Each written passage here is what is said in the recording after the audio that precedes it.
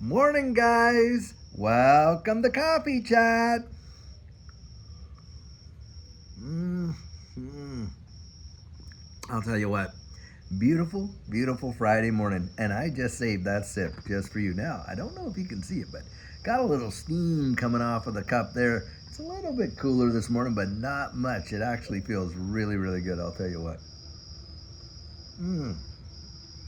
And here comes some sun. Wow, that is awesome, awesome, awesome. Guys, I was reading two articles this morning. And the first one had to do with people over the age of 59 in the United States. Now, over 25% of people over the age of 59 are saying, hey, they'll probably never, ever be able to retire. Now, that is a sad, sad statistic. Can you imagine working for 20, 30, 40 years and then looking at the end of your working career with the goal of retirement? Isn't that what it's all about? Hey, we work, we get to a place where we can retire. Now, that doesn't mean you stop working when you retire, but you stop doing what you have to do. You start doing a lot of the things that you want to do.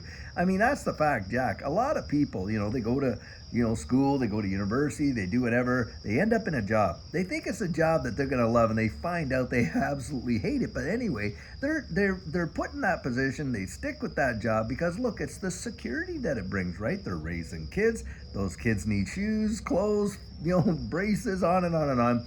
The marriages and all that, and just life takes over, doesn't it? And even though you may even love your job, there are points in every job that you get where you just, there are things that you just say, oh man, if I could only just be able to, do what I wanted to do with my time and retire. And that's a goal for a lot of investors as well, isn't it? Is to get to a place where financially they could be free and be able to retire. Well, put yourself in that category. Now I know of the 25% of those over 59 that say they'll never be able to retire. And by the way, for those that think they can retire, it's into the 70s that they think that will happen. Well, hey, tell you what, unfortunately for a lot of folks, especially men, we're not making it into the 70s all the time. My father died, he was 64 years old and stuff like that. And of course, like health problems creep up and things like that, and on and on and on. And it kind of steals the dream, doesn't it? Things like that. And on top of that, if you do retire and you don't have anything planned for your retirement, how many folks do you know? And I knew a lot when I was working with the government who had worked all those 30, 35 years, they're going to retire. And within 5 years after retirement, they were gone. Why? Because they just didn't have, they didn't have anything planned. I mean, you're made to have purpose. And so it's so vitally important to kind of be thinking about that down the road. But this shows you where the economy is. It has literally robbed millions of people from the dream that they had, the goal that they had of being able to retire. Because, hey, a lot of people were working at that job 21, 22, 23 years, ended up losing it because the company couldn't manage it anymore and had to take on 2 or 3 jobs just to replace the one that they lost. And the 3 jobs that they got, even all of those jobs don't offer the security that they need to replace the job that they lost. It is really a sad commentary. Now, I have seen posts, and maybe you have too, where you got this generation, right now, and some people, not all of them, but some of them have said this kind of a statement. Well, the boomers and Gen X, they went through the door of opportunity and kicked it closed behind them after they got through and really screwed us over. That is not what happened, guys. That is not what happened. It is not your parents nor your grandparents that caused that. It's the people that were in power over here that just turned on the printing presses and let them roll like thunder and just kept it going and going and going and destroyed the American economy that was a powerhouse in the global world scene, and have literally caused the dollar to be practically worthless on the global stage. And in fact, having said that, the second article that I was reading had to do with the de-dollarization. But guys, I'm going to tell you something. It was not your parents. It was not your grandparents. We have done everything that we can, to go out there and to literally provide greater opportunity for our children than what we had. That is a fact. I mean, I have talked to so many parents and grandparents. I'm a parent and a grandparent myself. And I'll tell you what, I even turned down major promotion for the sake of my kids. I was offered a position one time in the government of Canada, to take over the senior programs officer position for the entirety of Western Canada in the division that I was working in. And it was a big time role. And a lot of people could not believe that I turned it down. Now, the reason I turned that job down is I had a child that was going to the University of British Columbia taking an occupational therapy master's degree. And what the government of Canada wanted me to do, they wanted me to pull up stakes and move to Ottawa. And I remember phoning the manager over there and I was saying, hey man, can't I work remotely? He says, oh no, you can't work remotely. We're going to need you here so that you can provide this, this, and that. And I said, well, then I'm going to have to turn it down because, look, I've got a family. How many parents, if you're a parent, you know the sacrifices that you've made for your kids, right? You know the things that you've, turned away or gone without or did this or did that so that your children can get further down the road. That's the generation of your parents and grandparents, guys. That is it. These are the people that, were willing to literally do anything so that they could see their kids and their grandchildren have a better life than they do. And that is one of the reasons why a lot of us in our generation are stacking our pennies next to all these whales' dollars, not following their advice, but following their behavior. Why? One of the biggest goals that I hear people talk about is they want a better life for their children and for their grandchildren right there, not just for themselves. And that is a powerful, powerful thing. And it seems like, we need to reinforce those kind of things and get these people out of office that have literally caused our countries to just absolutely get decimated by that stuff. Do you think of this, this is really getting on my nerve, but think of this. Do you think when all this was going on and all that helicopter money was being thrown out there, that those economists did not know the result that was going to come in today's day?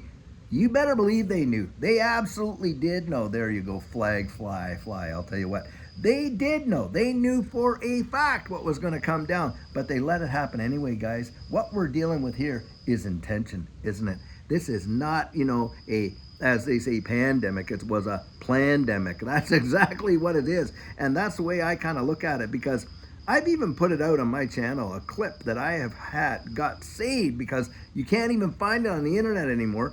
But there you had Justin Trudeau, Prime Minister of Canada, sitting up there that, hey, this pandemic has allowed us to forward our pre-pandemic agenda and move that down the road and all this and that and envision a different kind of economy and all this kind of nonsense and just pushed it. They had it already out there. They had an agenda, guys, and that's what they've been doing all along, and they've been destroying this economy, blowing it up, inflate, till they absolutely blow it to kingdom come, and that is the role of any of these central banks. I'm going to tell you what. Most folks are looking at the stock market, they're looking at the retail market, looking at even the crypto market and all this and that. You know what? None of those compare to the debt market. You had better believe it. Every time the Federal Reserve issues one new dollar, it's a dollar of debt. It's a liability. Every dollar bill you've got is a promissory note right back to the Federal Reserve. It's about the consolidation of power and the consolidation of control. That's what it's always been about. And guys, they have got us. They have got us. They tax us on what we earn. They turn around, tax us on what we spend. And then they inflate the currency. So we have another form of taxation where they're literally pulling out the dollars from our jeans by the fistfuls. That is what's really going down. And right now, you're watching countries around the world ditch the dollar, and big time. I was in the article that I was reading, it said in 2010, a lot of countries, all these cross-border payments were mostly in US dollars. Yep, all around the wide world. Now today, it has dropped literally to 42%. That is a big time drop. Whoosh! Down like that? Are you kidding me? I'm telling you guys, they are going to be moving away from it like rapid pace. And when they get all their ducks in a row, do you think that they're going to abide by all these sanctions and all this? Isn't it interesting? Now you're watching, all these other countries that we would seize their assets, they're seizing ours. Isn't that amazing? Guys, it is a turnaround, a complete and total turnaround. And it's the way I like to say it is this. Look, the dollar is dead. We just haven't had the funeral yet. And it's like a tsunami that's way out there. A big earthquake in the middle of the ocean happens and creates this massive tsunami. Well, all the people are still playing at the beach, thinking that life is just as kickity boom, everything's a-okay until one day, one moment, that wave comes in and just washes the whole thing right out. And that's what I think is going to be coming down the pike. And it's sad because most people, look, they are out there. We're seeing this legislation all being put out, stablecoin legislation, FIT 21, the SAB 121 being that, all that kind of stuff going down. How many people do you think really know about that? Are you seeing a lot of stuff being aired on mainstream media about it? Not in your life, but one of the biggest financial changes that these countries, this Western world has ever seen in a long, long time. And guys, do you not think that they know what's coming down the road? Sure they do. They know. They're getting themselves ready for it, that's for sure. If you think it's retail that's pushing these crypto markets, you know, into the billions upon billions and upon billions of dollars a day, you got another thing coming. It's not, guys. It is these big institutions. They've seen it. Look, they poo-pooed Bitcoin for absolute years. Rat poison squared, they called it. Now what are they doing? Hey, they're gobbling it up like no tomorrow, aren't they, with all their ETFs? Look at Ethereum, another ETF, VanEck just got approved. They're going to see that. You're going to watch baskets of these digital assets form, exchange traded funds and all that. Don't kid yourself. The big boys, they're in on it, they're in on it, they're in on it, and they're trying to keep most people dumbed down about it. That's why if you know about this digital asset space, you are so blessed. I kid you not. Guys, great days are on the way, but you got to be ready for them. And for those that don't know, hey, I know it gets tough. I know it gets tough because, you know, a lot of people look at you cross-eyed because they're just drinking the Kool-Aid. Keep knocking. Keep trying to wake them up. Keep trying to advise, you know, as much as you can in this capacity. Let them know what's coming. Tell them, hey, look over your shoulder. At least encourage them to go out like I'm doing, and research it for themselves. Come to their own conclusions. At least they owe themselves that much. And that's the deal, guys. Get out there. Really encourage folks, and especially those close to you. And by the way, doesn't hurt to be a little prepared, does it? I mean, we all have car insurance, hope we never have to use it. So hey, why not have a little bit extra food, a little bit extra this and that, so that when times do get tough, you're not having to go stand in line at the store for it, because hey, you got a little bit and you can weather a bit of the storms. That's important, I'll tell you right now. There are some things you can do. We do not have to be victims to the whole thing that they've got planned down the road. We do not. We can actually get out there and preserve ourselves from it. And I sure hope that a lot of you out there are really getting that message, and that's what you're doing, because things are coming. Things are happening in a big way. Now, guys, it is Friday.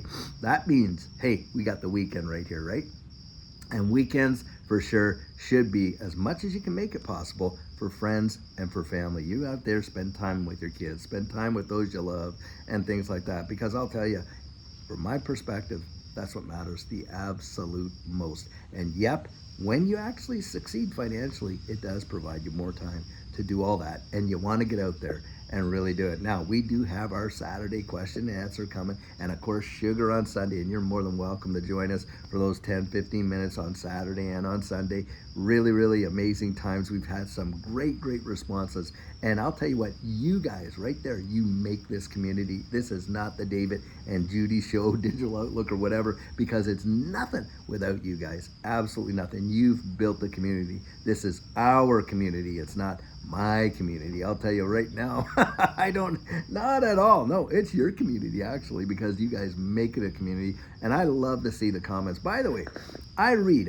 Judy and I read those comments, and we put a thumbs up and a heart, but we can't reply to every comment. Sometimes we get out there and we can reply, but we don't reply to every comment there. That does not mean that we don't consider them, and we try to answer those questions in Saturday's question and answer, and we try to take the ones where most people have been asking that question, and we prioritize those and get those out there. Guys, we care about you, want to see you succeed, want to see you prosper, want to see you blessed. And I'll tell you what, you know, I believe as a community, we come together, we can absolutely help one another to totally get there. That's for sure. So guys, until later on today when we have an amazing video for you, have a great one and take care.